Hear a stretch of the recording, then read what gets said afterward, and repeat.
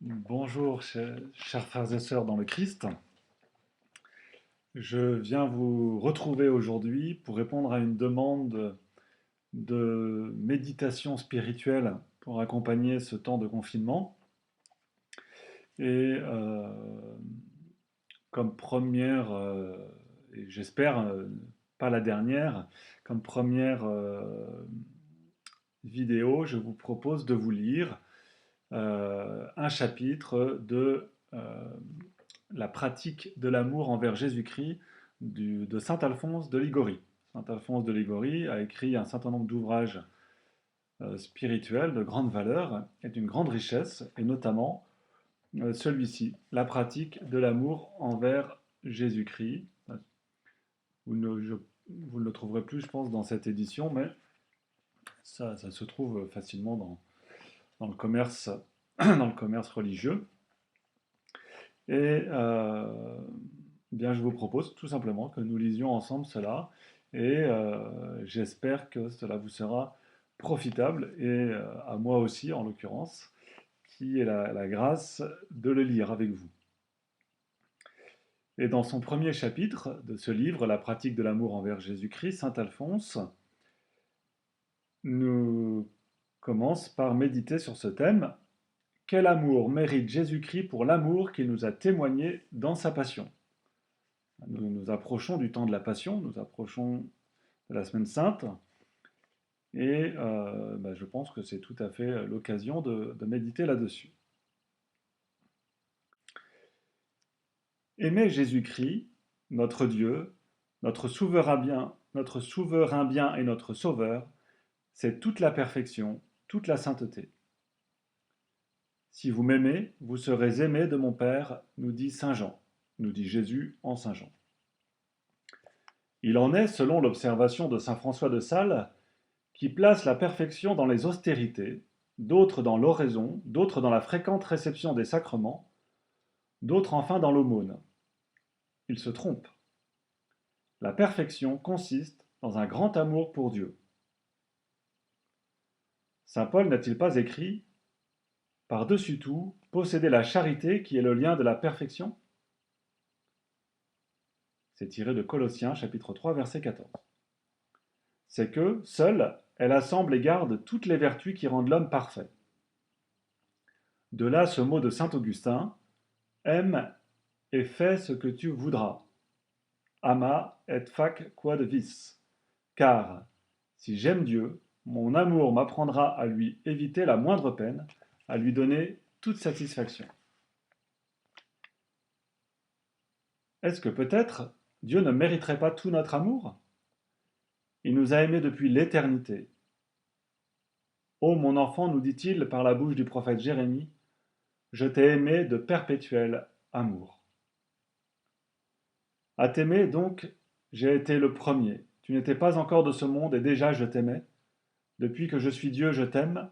Depuis que je me suis aimé, je t'ai aimé aussi.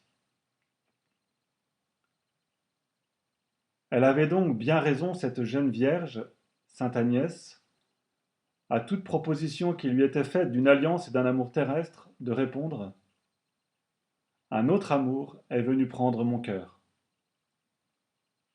Arrière donc, voulait-elle dire, arrière, amour d'ici-bas, renoncez à vos prétentions. Mon Dieu a été le premier à m'aimer, il m'a aimé depuis l'éternité, c'est justice que je lui donne et réserve à lui seul toutes mes tendresses. Les hommes se laissent prendre au bienfait. Le sachant, Dieu voulut par le moyen de ses dons les enchaîner à son amour. Il le dit dans la Sainte Écriture. Je me les amènerai, je m'attacherai leur cœur, par des chaînes d'hommes, celles qui conduisent l'humanité par des liens d'amour. Ceci est tiré du prophète Osée au chapitre 11. Lien d'amour, chacun des dons que Dieu a départis à l'homme. Il l'a doté d'un corps pourvu des différents sens et d'une âme, image de son Créateur par les facultés dont elle est enrichie, mémoire, intelligence et volonté. Pour l'homme, toujours par amour pour l'homme, il a créé le ciel, la terre et tout ce qu'il renferme. Les étoiles, les planètes, les mers, les fleuves, les ruisseaux, les montagnes, les plaines, les métaux, les plantes et les innombrables variétés d'animaux. Toutes ces créatures il les a mises au service de l'homme, afin que par reconnaissance pour tant de bienfaits, il aime son Créateur. Oui, Seigneur, s'écriait saint Augustin, le ciel et la terre, tout ce que je vois autour de moi, tout ce que je contemple en levant les yeux, la création entière me dit de vous aimer. Tout me parle, tout m'invite à l'amour, parce que tout me rappelle l'amour qui vous inspira la création. Dans sa solitude, l'abbé de Rancé, fondateur de la Trappe, s'arrêtait à regarder les collines, les ruisseaux, les fleurs, les oiseaux, le firmament, et chacune de ces créatures le pressait d'aimer le Dieu qui, par amour pour lui, les avait tirées du néant. Ainsi encore, sainte Marie-Madeleine de Pazzi,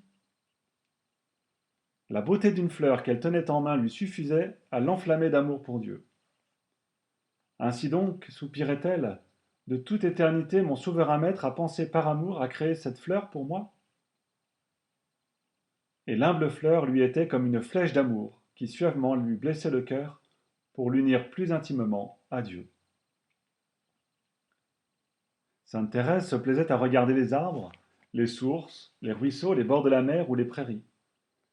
Mais ces beautés lui rappelaient son peu de reconnaissance, disait-elle, son peu d'amour envers le Créateur qui, par elle, avait voulu gagner son cœur. À ce propos, il est raconté d'un pieux solitaire que, cheminant par la campagne, il lui semblait entendre plantes et fleurs lui reprocher sa méconnaissance des bienfaits de Dieu. Il les frappait doucement de son bâton en disant « Taisez-vous, taisez-vous, vous me traitez d'ingrat, vous me dites que Dieu vous a créé pour moi et que je ne l'aime point. Allons, silence, je vous ai comprise, silence, silence, cessez vos reproches. » Pour gagner pleinement notre cœur, il n'a pas suffi à l'amour de Dieu de nous mettre en possession des merveilles de l'univers. Il en est venu au don complet de lui-même. Le Père Céleste, en effet, n'en est-il pas arrivé à nous donner son propre Fils, son Fils unique? C'est à ce point, nous dit saint Jean, qu'il a aimé le monde. Tous nous étions morts, privés de la grâce par le péché. Ce que voyant, que fit Dieu?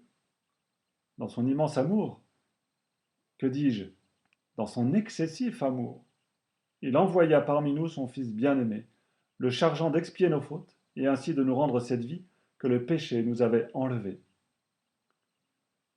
Avec son Fils qu'il nous donne, qu'il n'épargne point afin de nous épargner, ne voit-on pas qu'il nous a donné tout bien, sa grâce, son amour et le paradis? Ces dons, certes, sont de moindre valeur que son Fils lui-même. De son côté, le Fils de Dieu, poussé par son amour, s'est donné tout entier à nous. Pour nous racheter de la mort éternelle, pour nous rendre à la divine grâce et nos droits au ciel, il se fit homme et se revêtit d'un corps semblable au nôtre. Et nous voyons un Dieu anéanti, nous voyons le Maître du monde humilié jusqu'à paraître un esclave, en qui s'assujettit aux mêmes misères que les autres hommes. Mais voici le comble du prodige. Il pouvait nous sauver sans mourir, sans même souffrir. Or il a choisi une vie de peine et d'humiliation, une mort pleine d'amertume et de honte, la mort sur la croix, gibet d'infamie réservé aux scélérats. Pourquoi donc, lui qui pouvait nous racheter sans souffrance, a-t-il préféré la mort et la mort de la croix, sinon pour nous prouver l'amour qu'il nous portait?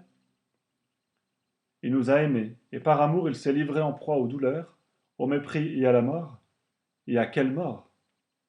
La plus cruelle qui fut jamais.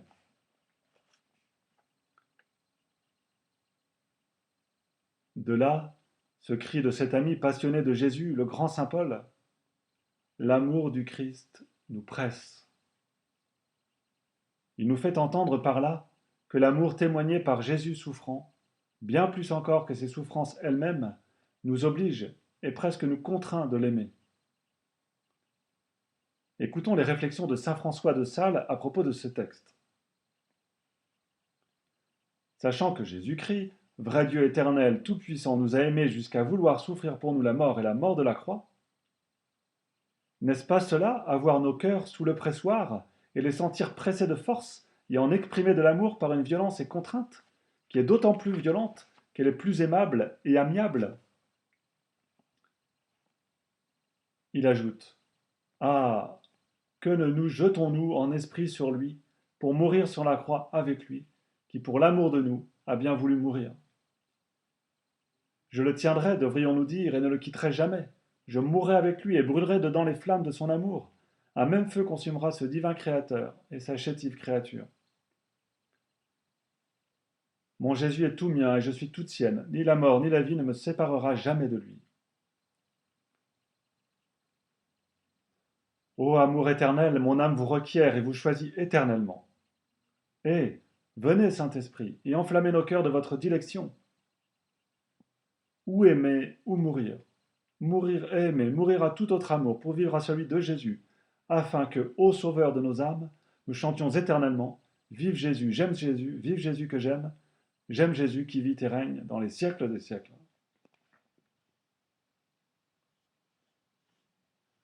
L'ardeur de son amour faisait soupirer Jésus après l'heure de sa mort. Désireux de manifester l'affection que son cœur nous gardait, il allait répétant: Je dois être baptisé de mon propre sang. Ah, quel désir me presse de voir hâter le moment de ma passion, afin que bientôt l'homme se rende compte de mon amour. Parlant de cette nuit où Jésus inaugura sa passion, saint Jean écrit: Jésus, sachant que le temps était venu pour lui de passer de ce monde à son Père, ayant aimé les siens qui étaient dans le monde, il les aima jusqu'au bout. L'heure de sa mort, Jésus l'appelait son heure. C'est qu'elle était l'heure désirée, l'heure où il pourrait donner aux hommes la preuve suprême de son amour, en mourant pour eux sur la croix, consumé de douleur. Qui a bien pu amener un Dieu à mourir supplicié sur un gibet entre deux scélérats, à subir une humiliation si grande pour sa divine majesté? Qui a fait cela demande saint Bernard. Et il répond: c'est l'amour oublieux de sa dignité. Ah, quand il s'agit de se manifester, l'amour ne recherche point ce qui conviendra le mieux à la dignité de celui qui aime, mais bien ce qui plus sûrement le révélera à la personne aimée. Saint François de Paul, à la vue du crucifix, s'écriait avec raison: Ô charité, ô charité, ô charité. Et nous tous, les yeux fixés sur Jésus en croix, le cœur embrasé, nous devrions nous écrier à notre tour: Ô amour, ô amour, ô amour. Qu'un Dieu tout-puissant, infiniment heureux et maître absolu de toutes choses, ait voulu aimer l'homme, au point qu'il semble en être hors de lui, qui pourrait le croire si la foi ne nous en donnait la certitude? Nous avons vu la sagesse même, le Verbe éternel, devenu insensé par l'excès de son amour. Ainsi parlait saint Laurent Justinien. Même pensée exprimée par sainte Marie-Madeleine de Padoue au cours d'une extase. Serrant dans ses mains un crucifix, elle s'écriait: Oui, mon Jésus, vous êtes fou d'amour, je le dis et toujours je le dirai, fou d'amour vous l'êtes, ô mon Jésus. Non, réplique saint Denis l'Aréopagite, ce n'est point folie, mais effet habituel de l'amour divin qui fait sortir de soi pour se donner à l'objet aimé. Ah, si les hommes, à la vue de Jésus en croix, s'arrêtaient à considérer l'affection qu'ils portent à chacun d'eux, quel amour embraserait nos âmes au contact des flammes dont brûle le cœur de Jésus. Heureux sort d'être consumé de ce même feu. Quelle joie d'être unis à Dieu par les chaînes de l'amour. Au dire de saint Bonaventure, les plaies de Jésus blessent les cœurs les plus sensibles et enflamment les âmes les plus glacées. Ah, quelle multitude de traits s'échappent de ces plaies sacrées et vont frapper les cœurs les plus endurcis.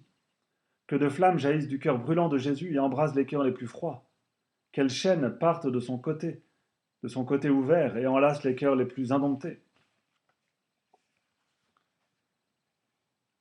Le bienheureux Jean d'Avila était à ce point épris de Jésus-Christ que dans tous ses sermons il revenait sur l'amour de Jésus pour nous. Dans un de ses écrits sur ce sujet, il a laissé quelques pages brûlantes et si belles que je ne puis résister à l'envie de les citer. Ô mon Rédempteur, indicible est votre amour à notre égard. Qui le contemple ne peut faire moins que de vous aimer. car suivant l'expression de l'apôtre, saint Paul, votre amour force les cœurs. La source de l'amour de Jésus-Christ envers nous est son amour pour son Père. Entendez ces paroles, afin que le monde sache que j'aime mon Père, levez-vous, marchons. Où donc? À la mort, à la croix, pour les hommes. Il continue. L'ardeur de ce feu dans le cœur de Jésus, aucune intelligence n'arrive à la comprendre. Il lui a été commandé de souffrir une mort, et s'il lui était commandé d'en souffrir 1000, il avait assez d'amour pour les souffrir toutes. S'il lui avait été imposé d'endurer pour un seul les tourments qu'il a subis pour tous, il s'y serait soumis pour chacun comme il le fit pour tous. Il est resté 3 heures en croix. S'il lui était nécessaire d'y rester jusqu'au jour du jugement, il avait assez d'amour pour l'accepter. Ainsi Jésus a aimé beaucoup plus encore qu'il n'a souffert. Ô amour divin, grand dans tes manifestations, mais combien plus grand en toi-même.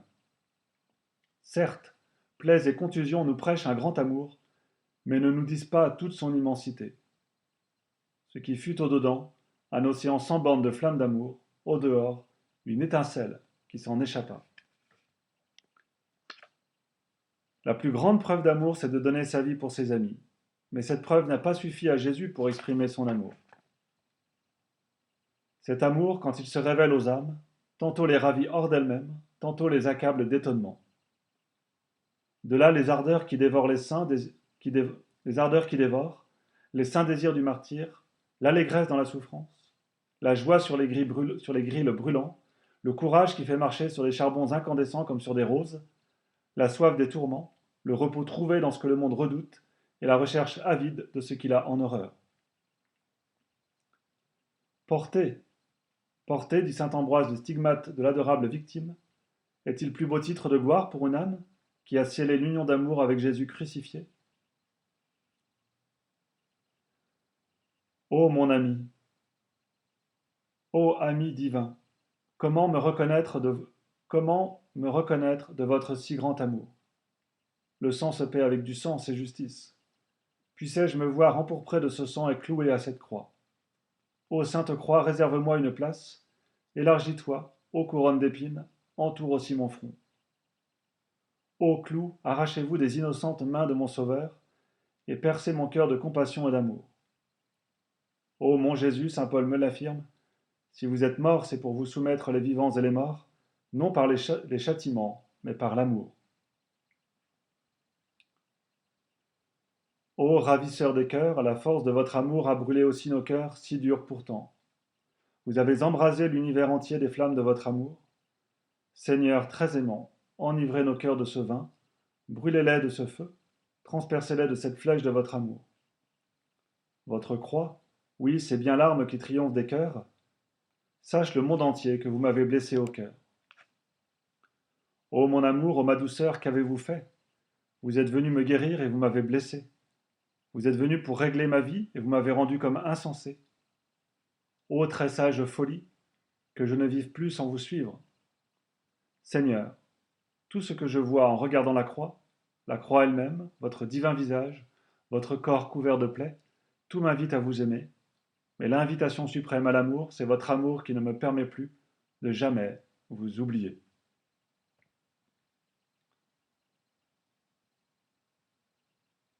Fin de citation de Saint Jean d'Avila. Pour arriver au parfait amour envers Jésus-Christ, il faut en prendre les moyens. Les voici tels que les enseigne saint Thomas. Premièrement, gardez un souvenir constant des bienfaits divins, tant généraux que particuliers. Deuxièmement, considérez l'infinie bonté de ce Dieu qui s'emploie sans cesse à nous faire du bien, et toujours nous aime, et toujours est en quête de notre affection. Troisièmement, évitez avec soin la moindre chose qui lui déplaise. Quatrièmement, renoncez aux attaches terrestres, richesses, honneur, plaisir des sens. Le Père Tolaire indique un autre grand moyen pour aimer parfaitement Jésus-Christ, qui est de méditer sa sainte passion. Qui peut, en effet, contester que cette dévotion soit entre toutes la plus utile, la plus tendre, la plus chère à Dieu, celle qui davantage console les pécheurs, celle qui davantage enflamme les âmes aimantes? La passion de Jésus-Christ n'est-elle pas pour nous la source de tous les biens? D'où nous vient l'assurance du pardon, la force contre les tentations, l'espoir d'aller au ciel? D'où ces grâces de lumière, ces tendres appels à notre cœur, ces excitations à mieux vivre, ces désirs ardents de nous donner à notre Dieu? D'où, sinon de la passion de Jésus-Christ? Dès lors, on comprend l'apôtre disant « Anathème à qui n'aime pas Jésus-Christ ». L'apôtre, c'est toujours saint Paul. Ici, dans la première aux Corinthiens, chapitre 16, verset 22.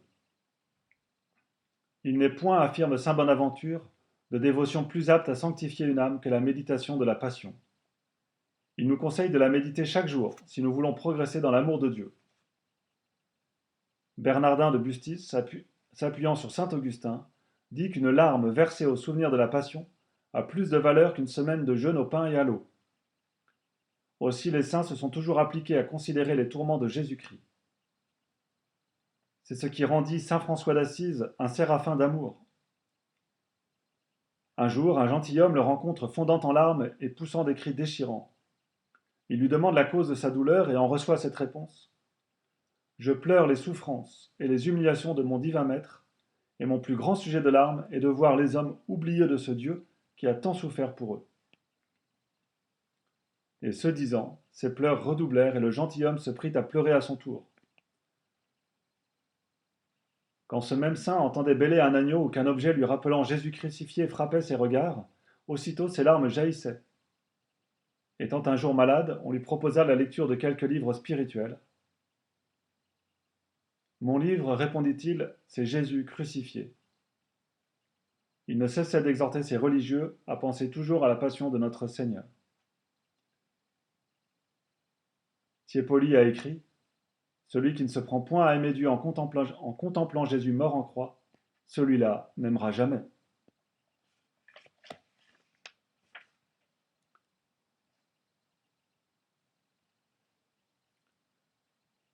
Voilà donc achevé la lecture du premier chapitre de la pratique de l'amour envers Jésus-Christ de saint Alphonse de Ligorie.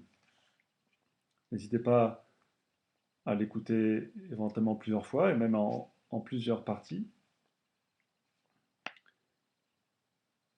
Je vous souhaite ainsi une belle préparation à la Semaine Sainte et à la fête de Pâques. Nous sommes toujours en union de prière avec vous et nous efforçons de vous apporter de la nourriture spirituelle pour ce temps de grâce, ce temps de retraite qui nous est donné.